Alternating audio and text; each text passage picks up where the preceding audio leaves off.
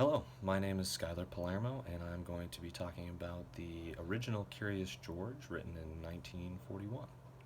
So, the story of Curious George is a man was traveling in the jungle and spotted a young monkey through his binoculars, which he thought was very curious.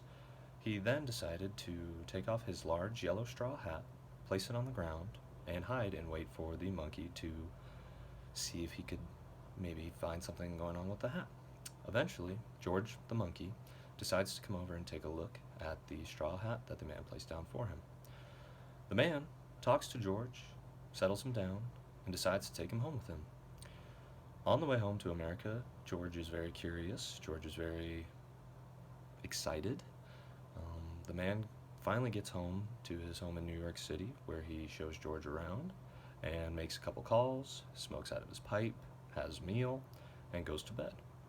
During the night, George decides to make phone calls, maybe eat a snack, try to smoke out of the pipe.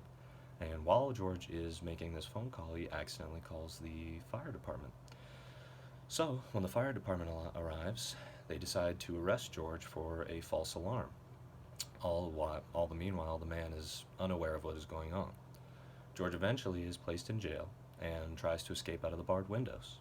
When he does this, the guard comes in and tries to stop him. The guard is so large that he tips the bed over and allows the main door open for George to escape. George then escapes and starts to run havoc throughout the city. He eventually finds a balloon vendor and decides to steal all the balloons, and unfortunately, George is too small to hold on to all the balloons alone. The breeze picks George up, takes him to the top of a light pole, and eventually the man in the yellow straw hat finds him, where the man decides to purchase all the balloons and take George the monkey to the zoo. And the end of the story is George is happy at the zoo with all his new friends, and they all get a balloon.